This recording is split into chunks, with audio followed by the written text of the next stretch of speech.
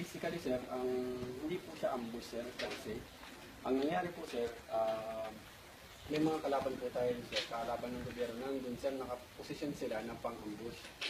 Bali sir, ang posisyon po is nasa high ground po sila sir, tas katabi ng kalsada sir. Ang we assume sir na ang target nila sir is yung mga military vehicle or police vehicle na dadaan sir sa area sir. Which is, nung time na yun sir, wala pong dumaan sir. Ang kaya na-encounter yung tropa dun sir is, as a security SOP namin sir, kailangan namin kung may lalabas kami sa sakyan or daily lang sir, routinary, kailangan may mag-clear ng daanan sir before dumaan sa sakyan namin sir. Kaninang umaga sir, nagpa-clear kami ng daan or kung possible na may lalabas kami sa sakyan sir, is safe siya na lalabas sir. Kaso sir, nung around 6:30 AM sir, na nagpapatrol sila sir, near sa community dun sa Sitio Carbon sir, is may nakita sila na ano sir na ng mga armado na biglang lumabas dun sa katubuhan sir. Tapos ano sir, binigyan sila ng malakas na volume of fire. Doon nag-start yung encounter sir. Bali doon po yung nangyari sir. Sakay po sila ng sasakyan sir? Ay hindi sir, hindi po sila sakay ng sasakyan. Naglalakad lang sila sir kasi bawal din sa amin sir na ano. Dapat i-clear muna ng may mag-clear muna ng daan bago dadaan ng sasakyan. Okay, sila yung nakiklear sir. Okay. Mga anong oras na po? 6:30 na ganap yung encounter sir. Mapangalanan mo ba yung grupo na nakaisa?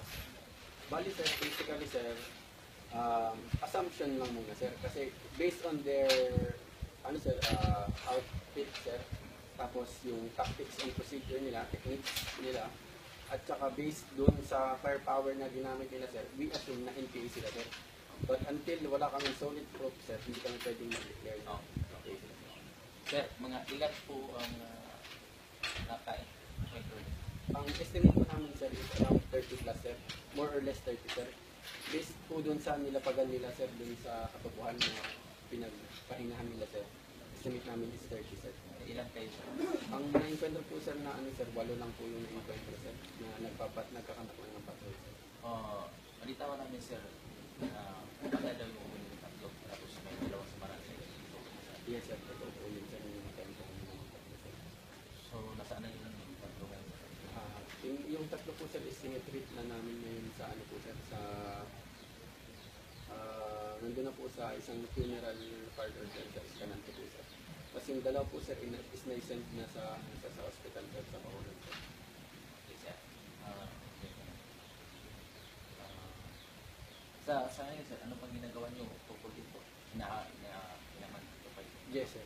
Meron po tayong ongoing na hot pursuit sir.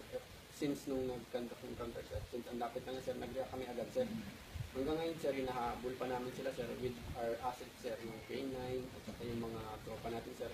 In cooperation with the police sir, yung SAF, RPSB, NOPSI sir, nagtutulong-tulungan kami sir na habulin yung mga kalaban ng gobyerno na ano sir, na kumatay dun sa mga kasama natin. Ano sir, sa panig naman nila, sa kanilang grupo, may napatay ba o nasugatan? Ang based on intelligence report sir, at saka mga ano sir, na-recover sir, meron kasi mga na-recover sir na mga magazine at saka mga sirang box ng baril sir, na may mga blood stain. With that sir, inassume namin sir, at saka meron din, ito din sir, hindi pa naman sa ano sir, information na meron daw po silang daladalang wounded sir. Pero hanggang wala rin kami na-recover pa sir, hanggang ngayon sir, kaya hindi pa po kami mag-declare sir kung meron wounded sir. Pero yung mga blood stains pero nakuha din sa mga ano naman kung masasabi niyo sa mga tao dito sa paligid sir, para madali namang mahuli yung mga tao nila? In connection with that sir, meron akong iyan sir. Yung nangyari po kanina sir, isang factor din kasi yun sir, kaya hindi nakalaban ng maganda yung sundalo natin sir, is kasi talagang community yun sir. Kung ko sir, i-explain ko yung location sir. Yung high ground na pinag-posisyonan ng kalaban sir is nandun sa taas sir. Dito sa unahan sir, sa kanan, merong mga bahay sir, community. Dito sa likod, sa dulo sir, may community din sir. Mga distance nila sir, iaabot siguro 150 meters ang pagitan sir. Doon sa pagitan sir, nung papasok na din yung tropa sir, doon sila binaril na, binagbagan ng mga kalaban sir. Isang ano din sir, is yung mga tropa namin sir, kaya nahirapan silang lumaban kasi yung mga civilian sa likod nila sir. Parang may mga bahay sir, kasi may mga bata, may mga bagong panganak pa sir. During encounter nga sir, meron pang isang civilian doon sir na nadamay sir, nagmumotor sir kasi alam po natin sir is ano yan, established na highway talaga yun, sir. Yung mga naghahabal-habal, papasok sa mga opisina. Yan gagaan, sir. Dinadamay ng mga sibilan, sir. Kaya nahihirapan talaga silang lumaban, sir. Dahil iniisipan nila yung mga tao sa likod nila, sir. Parang ganun po yung nangyari, sir. Sa sibilan naman po, sir, nakita naman natin yung effect, sir, na nangyari na ganyan, sir, na yung mga sibilyan na nadamay, sir. Tapos, yung risky talaga, sir. Kung ako, sir, kung talagang fair and square ang labanan, sir, sana hindi yun yung lugar na pinili nila, sir. Na marami talagang sibilyan, sir. At saka sigurado may dadaan ng sibilyan ng mga ganun, sir. Parang, ano, sir ba, discriminate ang term ko talaga, sir. Kasi hindi yun talaga military, o hindi siya talaga zone na for combat, sir. Maraming sibilyan, sir. Kaya isa din doon, sir, I encourage, hindi lang yun, sir, na lahat na makipagtulungan, sir. Hindi naman kami nagpo-close ng sa mga kalaban, sir. Yung masakit sa amin yun, sir, yung nangyari. Ano namin, sir, na, ano, sir, marami lang di manadamay. Sibilyan, mga ano. Tapos sa amin, sir, marami nagbubuhos ng buhay. Sa kanila, meron din nagbubuhos ng buhay. Sana, kung ano, pag-usapan na lang, sir, kung ano, kung hanggat maaari, sir. Para hindi na ulit maulit yung ganitong, sir. Pero kung magkukontinue sila, sir, kay lumabag sila ng batas natin, sir, the law of the land, wala kami magagawa kung hindi, ano, sir, gumamit ng hard power, sir. May ano ba, sir? May nasugatan ba? Wala, walang nasugatan sa bilin, sir. Pero may mga na-involved doon, sir, na swerte lang din na safety sila ng mga tropa na na-involved, sir.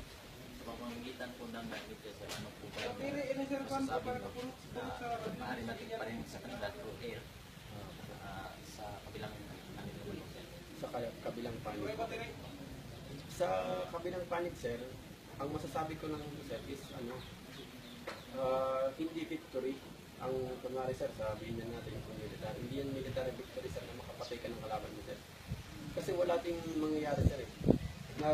Ano ka pa rin ng hate or nag-generate ka pa rin ng negative na, sir. Ang tulad ng trust ng AFP ngayon, sir, which is to unify all, ano, sir, all stakeholders in the society na maging one tayo, sir. Ganun sana yung idea namin, sir. Kaso, sila, medyo iba yung pananaw nila, sir, use of violence and, ano, sir, killing to induce fear, ano, na push nila yung mga dito na. Which is, ano ko, sir, at the end, mag-execute din yung struggle nila, sir. Kaya, I call upon them, sir, na makipagkausap na lang. Pero kung hindi talaga sila makipagkausap, makipagtulungan, sir, talagang with all the power ng, ano, sir, ng military, the police, and the law enforcement agencies, talagang habulin namin sila, sir. Salamat.